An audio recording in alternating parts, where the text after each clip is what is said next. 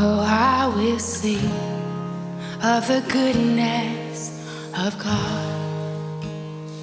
Kita berdoa.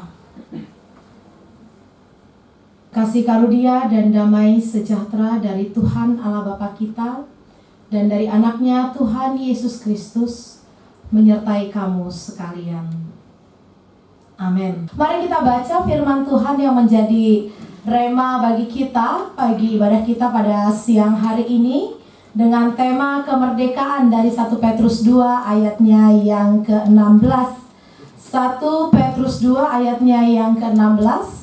Baiklah, kita akan membaca bersama-sama seperti yang sudah terpampang di layar maupun di kitab suci kita masing-masing.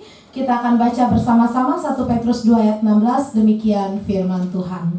Hiduplah sebagai orang merdeka dan bukan seperti mereka yang menyalahgunakan kemerdekaan itu untuk menyelubungi kejahatan-kejahatan mereka, tetapi hiduplah sebagai hamba Allah. Para saudara, mananya yang Indonesia? Sudah 74 tahun loh. Ya, mananya? Dan inilah yang dikatakan, inilah menjadi tantangan buat kita semua, orang-orang Indonesia, bagaimana kita bisa mengejar kemerdekaan ini, bukan hanya kita gunakan sebagai kebebasan pribadi kita.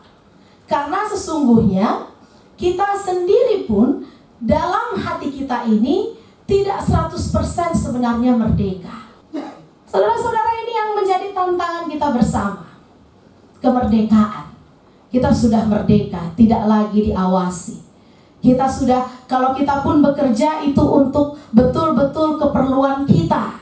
Kita memakainya untuk membangun keluarga kita, untuk memenuhi kebutuhan kita. Tidak lagi kita setor kepada penjajah, kalaupun ada pajak itu setornya kepada negara untuk apa? Kebersamaan kita. Ya, jadi kita tidak lagi seperti dulu, orang kerja rodi tidak diupah. Ya, bahkan kalau dia nggak mau kerja disiksa. Itu zaman Belanda atau Romusa, zaman Jepang itu lebih mengerikan lagi. Kita tidak lagi seperti itu, kita sudah merdeka. Tapi bagaimana dengan kemerdekaan ini?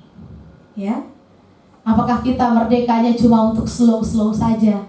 Yang penting kita sudah merdeka, sudahlah, kan gitu. Ya sudah, yang penting sudah dapat kerja.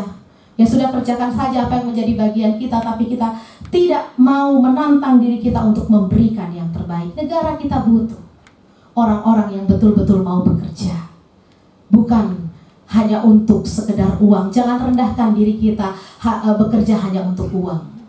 Uang itu sebentar, ya. Uang itu sebentar. Nggak sampai akhir bulan juga kadang-kadang kita juga sudah gali lubang tutup lubang, kan gitu, ya. Kalau kita bekerja hanya untuk uang, sayang sekali. Bekerja hanya untuk pimpinan, lebih sayang lagi. Sama-sama makan nasi kok, ngapain kita, ya?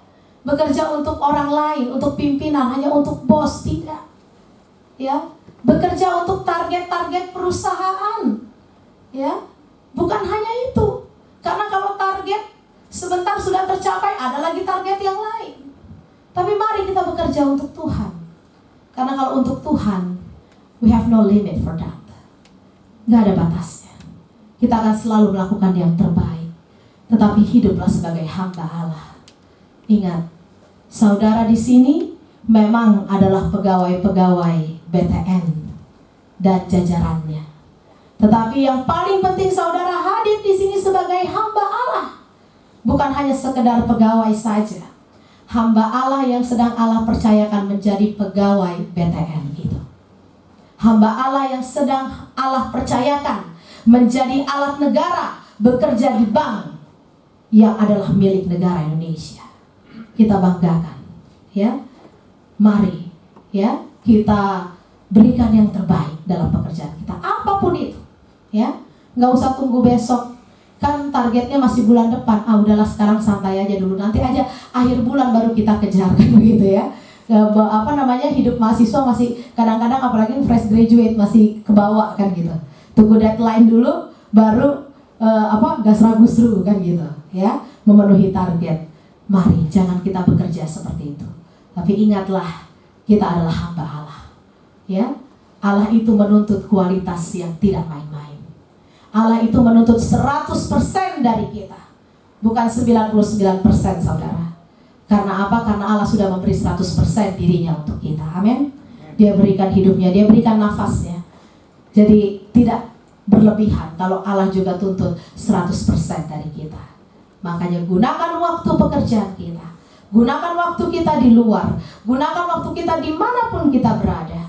Kita ingat, kita adalah hamba Allah yang telah dikaruniakan kemerdekaan. Mari kita gunakan itu untuk mengasah kemampuan kita, membuat perusahaan di mana tempat kita bekerja BTN ini menjadi lebih maju dan bisa bersaing, supaya jangan sampai seperti ilustrasi yang saya sampaikan tadi, ya, orang-orang asing yang mengeruk kekayaan dari kita, jangan, ya. Tapi kita yang harus mempertahankan NKRI ini untuk kemuliaan nama Tuhan. Amin.